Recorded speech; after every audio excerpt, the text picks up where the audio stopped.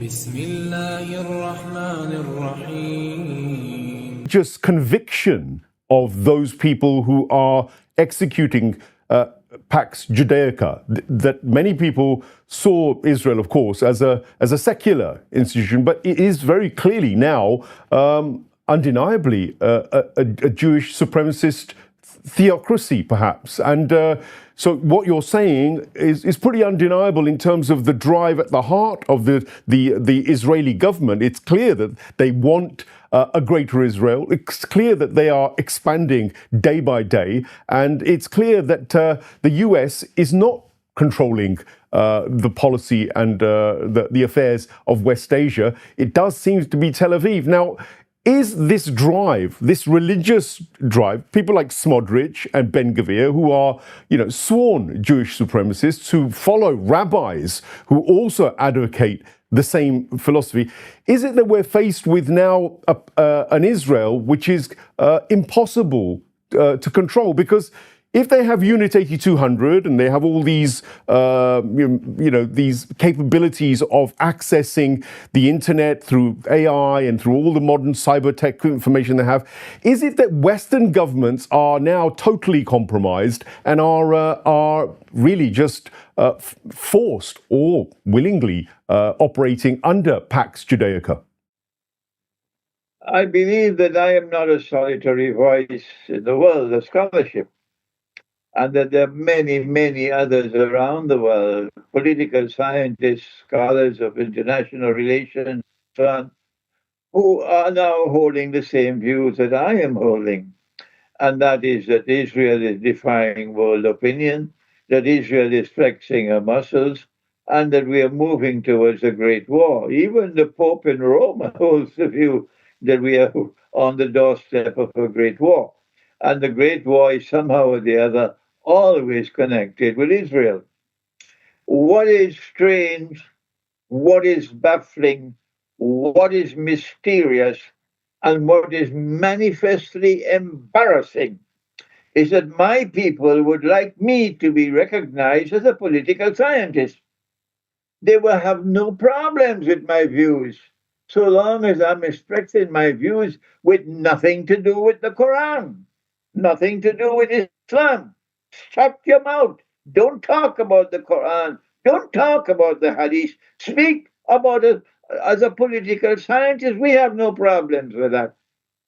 But from the time I explain the Quran and I explain the Hadith in a manner different from their views, derived from Hadith, derived from Tafsir, and derived from the different sectarian dogmas, I am persona non grata.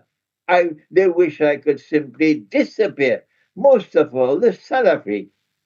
They believe that all of knowledge have already been given by their scholars, the great people who came before. And knowledge is a package which is sealed. All that needs to be done is to transfer that package from one generation to another. There is no need for any new knowledge, any new critical thinking. Imran Hosein is wrong. He's misguided in the manner in which he's explaining the Quran and using the Quran to explain events unfolding in the world and in particular in the Holy Land. So while I am in good company with the rest of the world, I am in bad company with my own people. That is my predicament. Well, it's fascinating. I mean, it's undeniable also that this same nexus of Salafi, Takfiri, Wahhabi scholars is actually totally in compliance with Pax Judaica, arguably, because they seem to be more Zionized by the movement than anybody else. I mean, Zionist Christians undoubtedly are supporting and pushing Pax Judaica, essentially, but the Arab rulers and these scholars and these Salafis that you're talking about, during this attack on Gaza and Palestine, they've been the most notable absentees in terms of real condemnation, real challenge to the Greater Israel plan. In fact, one could argue that they are complicit and fully backing the Greater Israel expansionism. Yes, unfortunately, sir, you are correct. And that is that many of these scholars who declare themselves to be Salafi are others as well who are not Salafi but part of the Arab world are being bought hook, line, and sinker and are now clients of Israel. That's right. But the masses of the Arab people have their hearts with Palestine. And it is a dishonest act to lump all the Arabs together and to criticize them and to condemn them as being supporters of the West and supporters of Israel. That is dishonest, and I must condemn it. The large masses of the Arab people, if they had the freedom to march to Jerusalem, would be marching with an army, millions strong. That is the truth. So I condemn all these nasty efforts to, to lump all the Arabs as supporters of NATO and supporters of Israel. But yes, you are right about the governments and about the scholars who have sold themselves and are supporting the governments. You are right. And we commend Iran and we commend Ayatollah Khamenei. They can say what they want. I have the freedom to condemn, to commend who I choose to commend. And Iran must be commended for its defiance of Israel, its capacity to attack Israel with courage, and its uncompromising position of rejection of Israel's claim to be a holy state and willingness to make alliances with Israel and to recognize Israel and all that nonsense. My problem with Iran is something else. If Iran had not succumbed or submitted to what I understand is a fatwa from Ayatollah Khomeini, rahimahullah, that the development and use of nuclear weapons is haram. I am to the extent that this is a fatwa from him, and Iran remains faithful to that fatwa.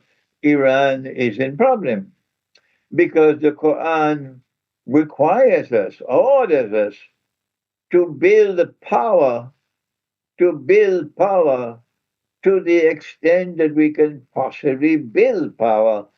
For what purpose? The function of power is turhibuna bihi aduwallahi wa aduwakum, that your power might function as a deterrent. Pakistan correctly developed nuclear weapons in order to function as a deterrent.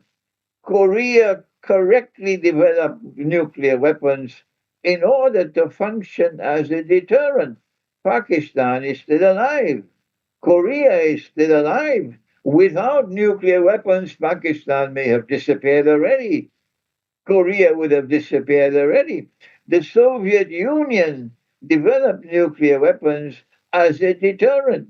And as a consequence, the Cold War ensued for so many years. They were not willing to wage nuclear war against the Soviet Union. If Iran had developed, had withdrawn from the Nuclear Non-Proliferation Treaty, and if Iran had developed a nuclear deterrent, Israel could not have attacked Iran. But as it is, not only has Israel attacked Iran with impunity, supported by Trump, but Israel is going to continue attacking Iran again and again until Iran learns that the Quran has asked you to develop nuclear power, to develop power to such an extent that it can function as a deterrent. I wish that Iran will wake up and change that turn away from that fatwa and develop nuclear weapons. But first of all, you need to withdraw from the nuclear non-proliferation